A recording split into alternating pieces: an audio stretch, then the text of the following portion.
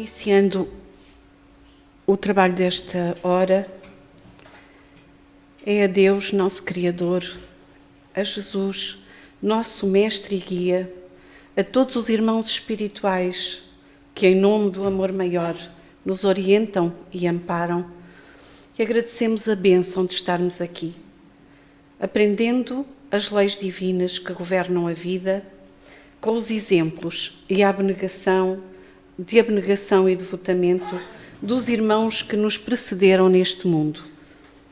Ao seu amor, rogamos auxílio nesta hora.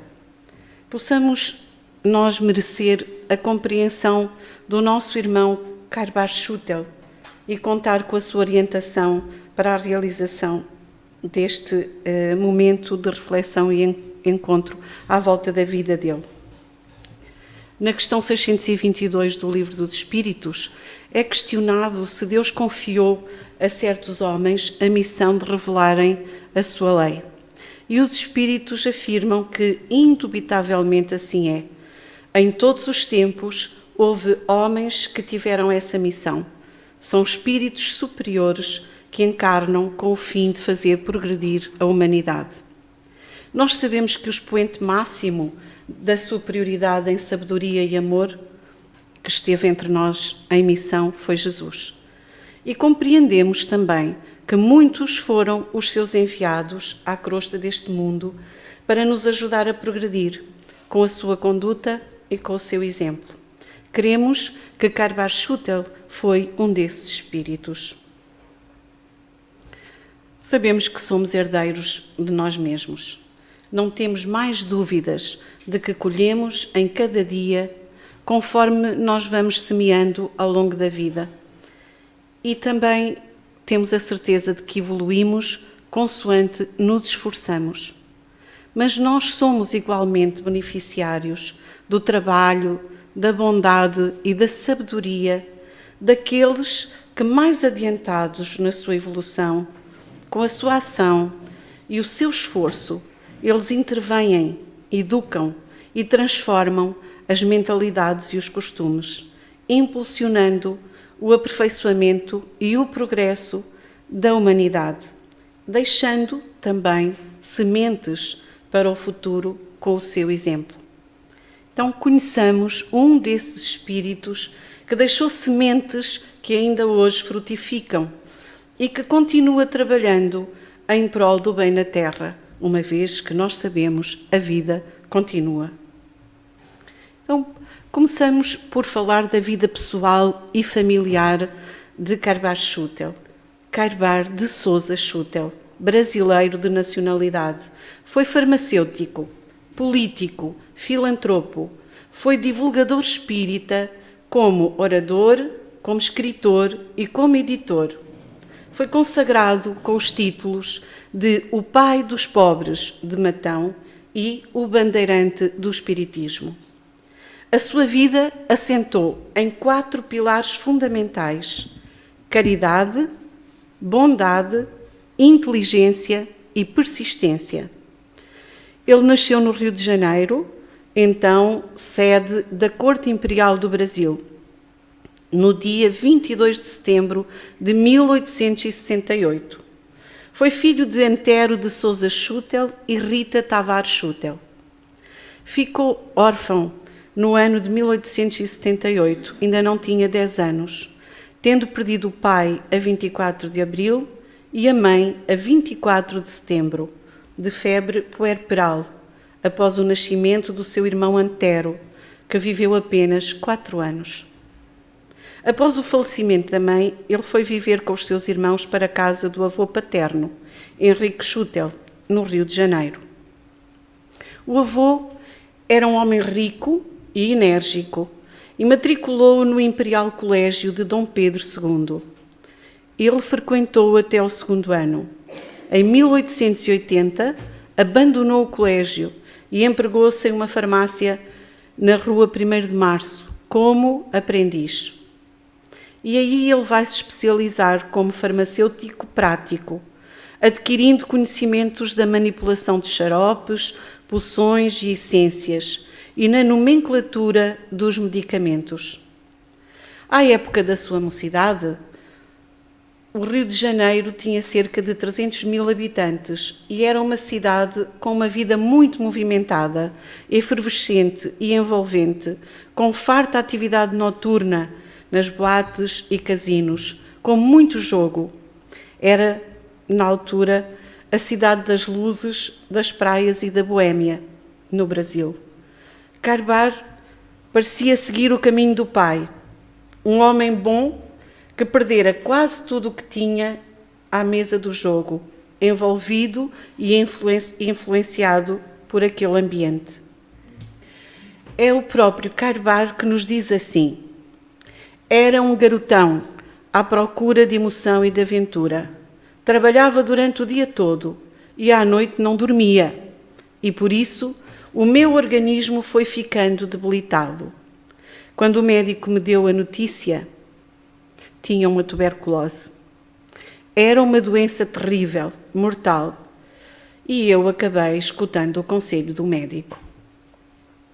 E esta maleita, este embaraço que ele encontrou, irá mudar-lhe toda a sua vida. Saiu do Rio de Janeiro e procurou o fim da linha do estado de São Paulo, Araraquara, a terceira mais importante cidade daquele estado. Mudou-se depois para Piracicaba e depois de novo para Araraquara, onde em 1891, tinha 23 anos, ele se empregou na farmácia Moura. Em 1893, passou a trabalhar como entregador de mercearia, vindo depois a comprar no ano seguinte um pequeno sítio onde ele cultivou frutas e verduras. Portanto, complementarmente, ele tinha um pequeno comércio. Nessa época, ele conheceu a esposa, Dona Maria Elvira da Silva Lima, uma jovem que fora seduzida e abandonada pelo namorado e acabara sozinha em Araraquara, expulsa e abandonada pela família. Mais tarde, Carbar, consciente da sua responsabilidade como cidadão, cuidou de regularizar a sua união. São palavras suas também estas. Não tivemos filhos, mas nossa vida foi harmoniosa e muito feliz. Os primeiros tempos vivemos maritalmente e só mais tarde, em 1905, 31 de agosto, quando já me havia convertido ao espiritismo, é que foi realizado o matrimónio civil.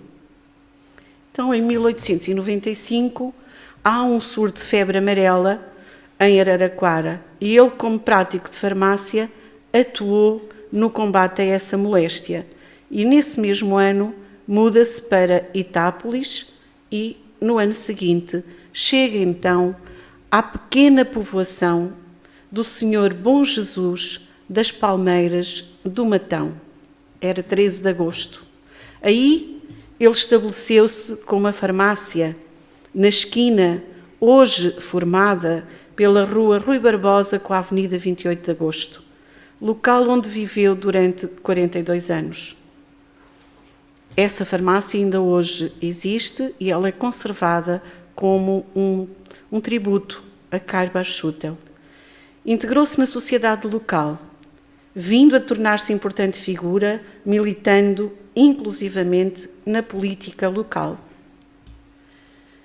Depois de abraçar a doutrina espírita, ele tornou-se um estudioso e prolífero divulgador do espiritismo, vivendo totalmente devotado à caridade em todas as suas formas. E aos 69 anos de idade, depois de curto tempo de enfermidade, Carbar Schutel faleceu em Matão, no dia 30 de janeiro de 1938.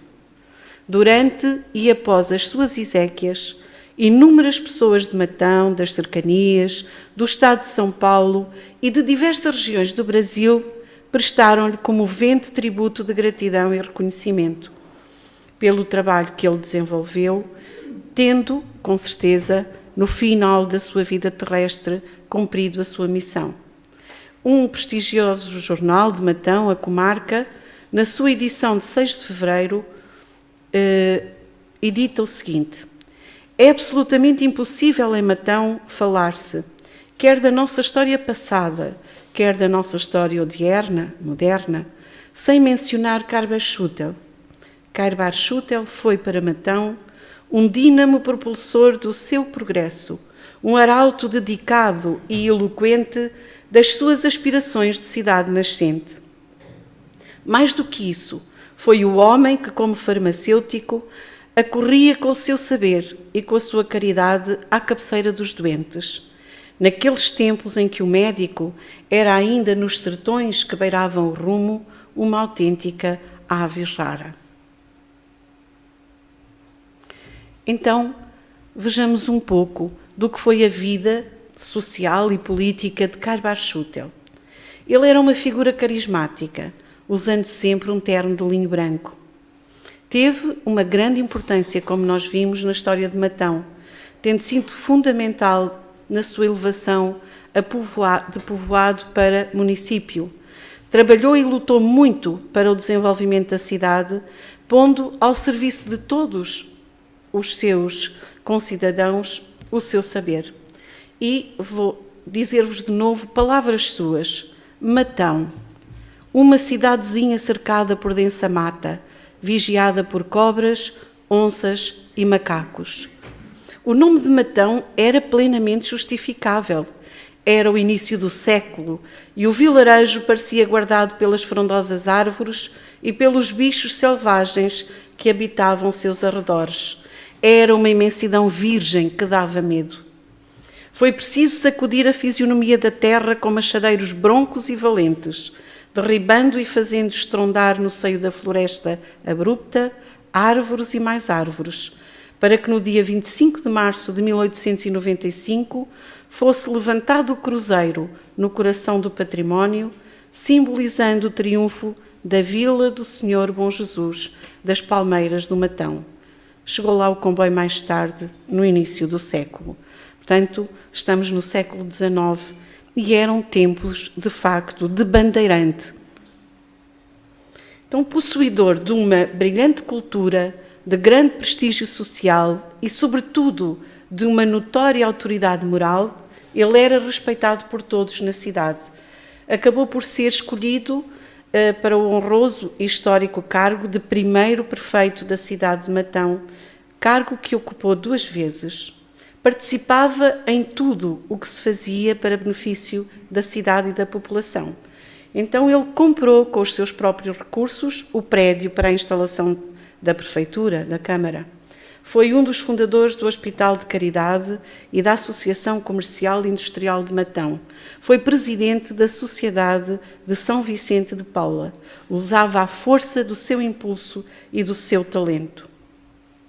A sua atuação na vida política pode ser traduzida por um curto parágrafo, por um fragmento de um discurso que foi pronunciado em 1923 na Câmara Estadual por um deputado, Dr. Hilário Freire, quando ele apresentou o projeto de criação da comarca de Matão.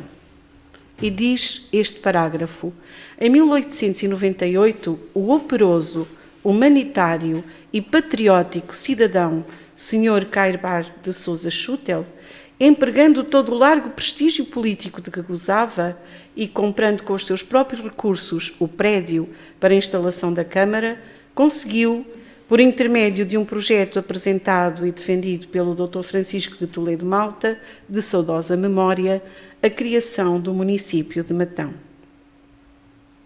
Então ele fazia da caridade a sua prioridade de vida. O casal não teve filhos carnais, porém, a sua dedicação aos semelhantes ficou indelevelmente marcada na história da cidade, uma vez que os dois jamais deixaram de atender aqueles que os procuravam. Foi na farmácia que ele começou o trabalho de caridade. No interior, no sertão, o médico era uma raridade e o farmacêutico fazia as suas vezes. Ele visitava os doentes onde eles estivessem. Tinha sempre uma palavra atenciosa, carinhosa, de incentivo. Adorava as crianças e tinha para elas sempre um afago e um sorriso. Pessoas ainda encarnadas na altura em que foi feito um documentário sobre a vida dele, lembram que havia sempre muitas crianças por perto dele, muitas pessoas a serem atendidas graciosamente. A farmácia dele era a farmácia do povo, trabalhava mais de graça do que recebendo dinheiro. E são palavras que eu recolhi dos cidadãos de Matão. A bondade dele era uma coisa fenomenal, sem elogios. Havia sempre alguém à sua porta, pedindo alguma coisa. Alimento, roupa, remédio, atendia a todos, ele ou a esposa. Na sua casa tinha uma grande mesa, onde alimentavam diariamente 15 a 16 pessoas. E assim ele foi consagrado com este título de o pai dos pobres de Matão, porque dava remédio de graça aos carentes e utilizava a sua própria casa também para acolher os doentes. Em 1912, ele fundou um pequeno hospital de caridade para atender aos doentes pobres. Em 1914, começou a visitar os presos da cadeia pública de Matão, onde era chamado sempre que algum preso era acometido de algum surto psicótico. Em 1917, ele passou a ir também à cadeia de Araraquara, onde fazia palestras. Pela política, não. Ele vivia e trabalhava dando o exemplo do sentido da religião, da verdadeira fraternidade. Ele dizia: a religião não pode ser uma manifestação a serviço de cultos ou dogmas de qualquer igreja. Religião não é monopólio de determinado povo, de determinada raça. A religião é o apelo, o chamamento à razão, ao sentimento, e conduz os espíritos a destinos imortais. Mas como foi então a religião na sua vida? Ele nasceu numa família católica e foi batizado aos 7 anos por vontade própria, foi a seu pedido. Foi batizado na Igreja Católica e sempre cumpriu as suas obrigações perante a Igreja de Roma. Até que, em Matão, quando ele iniciou o trabalho na farmácia, passou a receber em sonhos a visita constante dos seus falecidos pais, que ele mal conhecera. Então, ele que tão pouco viveu com os pais, passou a ser visitado por eles insistentemente. Lembremos aqui a questão 919 do Livro dos Espíritos. É Santo Agostinho que nos diz: sei haver muitos que dizem ser positivo o presente e incerto o futuro. Ora, esta exatamente a ideia que estamos encarregados de eliminar do vosso íntimo, visto desejarmos fazer que compreendais esse futuro, de modo a não restar nenhuma dúvida em vossa alma. Por isso foi que primeiro chamámos a vossa atenção por meio de fenómenos capazes de ferir-vos os sentidos e que agora vos damos instruções que cada um de vós se acha encarregado de espalhar. Então, os fenómenos acordaram os sentidos de Cairbar Schutel. E ele, impressionado com aqueles sonhos constantes, procurou uma explicação. E ficou insatisfeito com as explicações do padre local para aqueles sonhos que o perturbavam. Então, em 1904, ele procura Quintiliano José Alves e Calixto Prado, que realizavam reuniões de práticas espíritas domésticas, logrando então entender a realidade do mundo extrafísico. Passou a frequentar sessões de tipologia com a trípode, uma pequena mesa com 3 pés. E nestas sessões espíritas, após longos meses de estudo e pesquisa, ele concluiu que a vida continua além-túmulo e dali para a frente, todo o tempo da sua passagem pela Terra, Cairbar de Sousa Schutel dedicou-se aos estudos, às experiências e à divulgação da doutrina espírita, em momento algum se afastando da sua principal característica, a caridade e a fraternidade.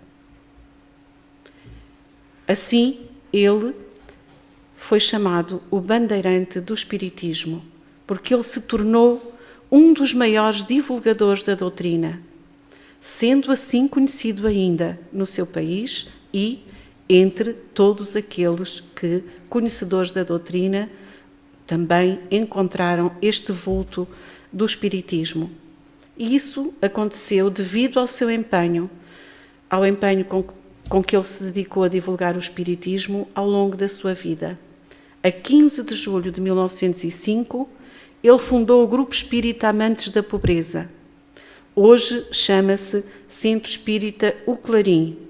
E esse foi o primeiro centro espírita em toda a região daquela zona paulista. Então, nesta altura, como ele já ouvimos nas palavras dele, que ele casa com a sua companheira, Maria Elvira da Silva Schutel. E resolvido a difundir a doutrina espírita pelos 4 cantos do mundo, mesmo vivendo em uma pequena e modesta cidade no interior do Brasil, que ele também descreveu, o bandeirante do Espiritismo trabalhou com persistência e dedicação.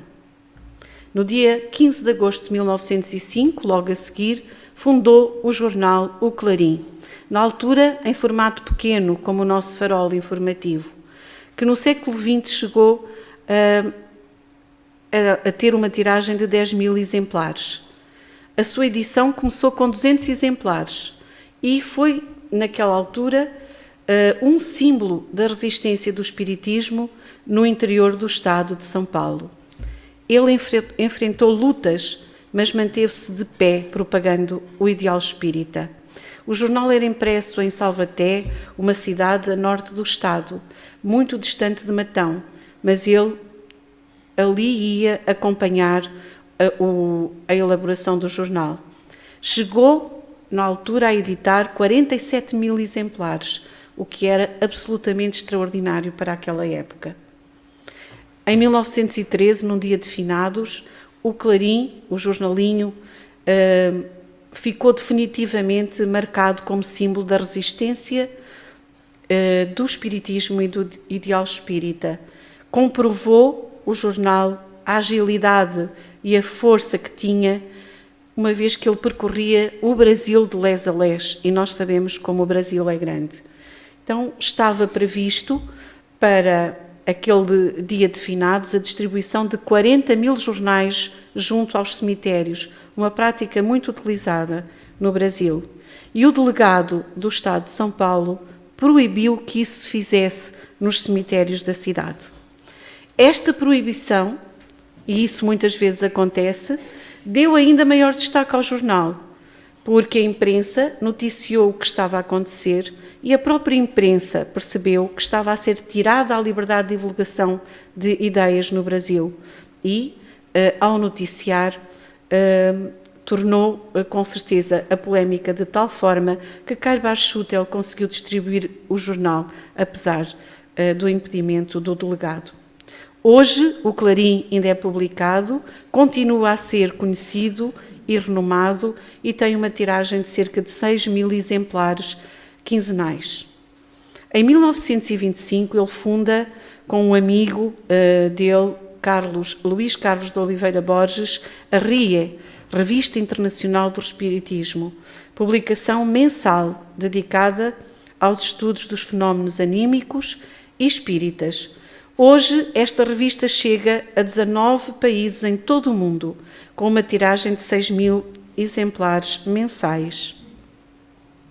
Num período de 1936 a 1937, o incansável arauto da Boa Nova, com todas as dificuldades daquela época e da própria região, viajava semanalmente até à cidade de Araraquara, proferindo aos domingos as conhecidas conferências radiofónicas, foram 15, através da Rádio Cultura, PRD4, que mais tarde ele publicou em livro. Era um escritor fértil. Entre 1911 e 1937, ele escreveu vários livros. Podemos ver, e sei que com certeza estão a ver alguns títulos. Era muito versátil aquilo a que se dedicava ao estudo e à divulgação.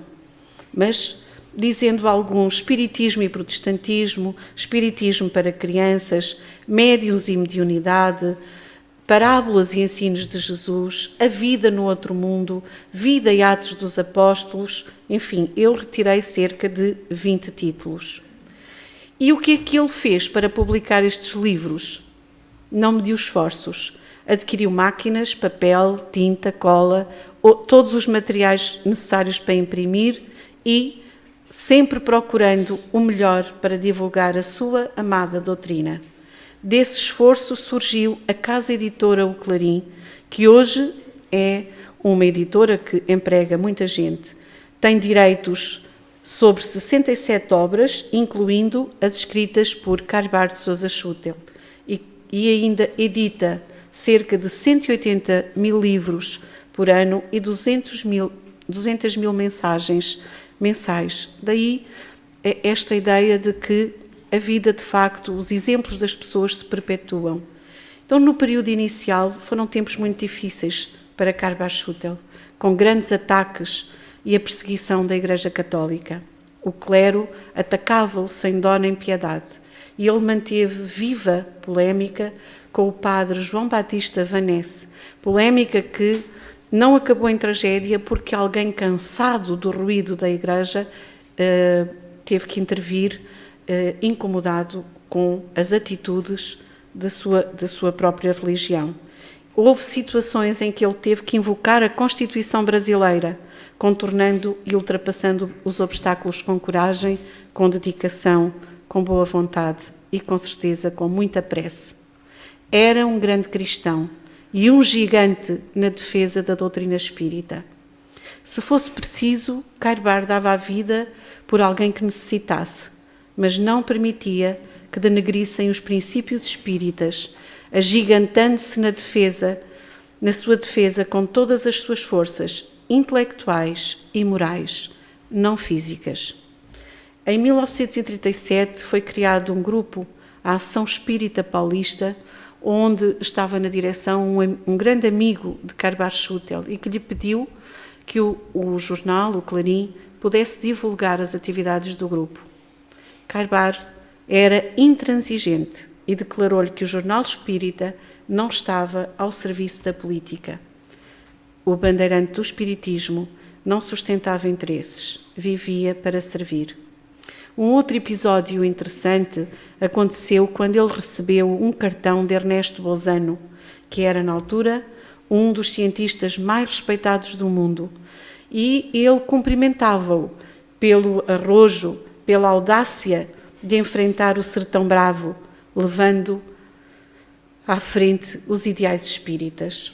O cientista tomara conhecimento do seu trabalho pela Revista Internacional do Espiritismo. Naquela altura era presidente do Brasil Getúlio Vargas e ele estava a iniciar uma grandiosa investida para fechar todos os centros espíritas do país.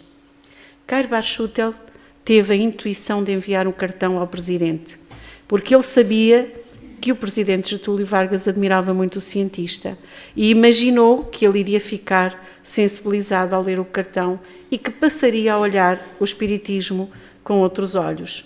E, na verdade, assim foi. Getúlio Vargas mudou de ideias e voltou atrás na intenção de fechar os centros espíritas que, naquela altura, se multiplicavam por todo o país. Ele teria dito: se Ernesto Bolzano, um homem respeitável no mundo inteiro, um estudioso e sábio, respeita e aceita o espiritismo, por que nós é que vamos rejeitá-lo? E chegou o dia de regressar a casa.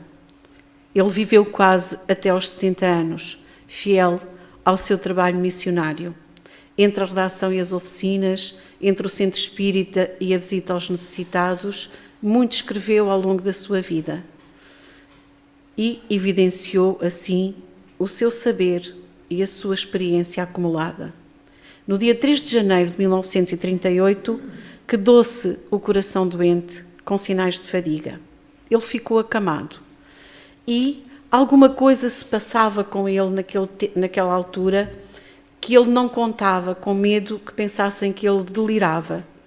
Lutou, mas acabou por confidenciar à esposa, desta forma: você não sabe o que está se passando na minha alma. Não pode imaginar a alegria que eu sinto neste momento. Tenho estado aqui relutando se me abria com você ou guardava tudo para mim. Mas a você, amiga de tantos e tantos anos, eu vi que devia contar. Eu vi Jesus. Não falo nada para ninguém, mas eu vi Jesus e Ele me aconselhou. Tenho consciência de que não fiz nada para merecer tanta graça, mas o facto é que Ele me apareceu. As últimas palavras de Karbar, antes de partir, foram estas: eu já estava do outro lado da barreira, sem dor e sem aflição, mas tanto vocês me chamaram que não pude deixar de atender, mas tenho que passar por isso. Antoninha, assim você me prejudica. Eu já estava do lado de lá porque você me chamou. E foi. Estas palavras eu deixei-as aqui para nós pensarmos também. Nesta cidade onde ele viveu 42 anos e onde faleceu vítima do aneurisma cerebral, nessa mesma noite, através do médium Urbano de Assis Xavier, ter-se-á comunicado e sugeriu a seguinte frase para a lápide em seu túmulo: vivi, vivo e viverei, porque sou imortal. E como a vida continua, Karbar continua no mundo espiritual, apesar de aqui nós sabermos e percebermos que tudo aquilo que ele deixou se multiplica, mas no plano espiritual a atividade continua intensa. Dizem algumas comunicações mediúnicas que o espírito Karbar Schutel está no mundo espiritual encarregado da divulgação do espiritismo na Terra. Foi publicado um livro, A Alvorada Nova, que compõe uma coleção, também conhecida com este nome, atribuída ao espírito Karbar Schutel e aos seus emissários. A Alvorada Nova é um romance não convencional que fala da colónia espiritual com este nome. E os médiuns que trabalham neste grupo onde foram recebidos os livros, eles fizeram desenhos minuciosos dos mapas da cidade, assim como a arquitetura das edificações.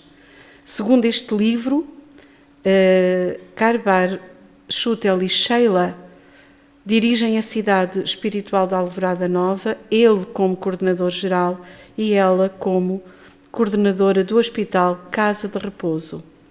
Esta série Alvorada Nova também já tem publicados muitos livros. Esta colónia é falada nos livros de André Luís, quer no livro O Nosso Lar, quer no livro Os Mensageiros. Então, Karbar de Souza Schutel, espírito imortal, como nós compreendemos que é, e ele próprio confirmou, reencarnou entre nós, e a sua ação fez marchar o universo. Deus, na sua sabedoria, quis que nessa mesma ação ele encontrasse um meio de progredir e de se aproximar dele. Por uma admirável lei da natureza e da providência, tudo se encadeia, tudo é solidário, e hoje aqui estivemos nós, beneficiando do exemplo do seu labor. Um labor que nos lembrou as palavras de Francisco de Assis, enquanto estávamos ouvindo os documentários, ouvindo e lendo aquilo que está escrito sobre a vida dele.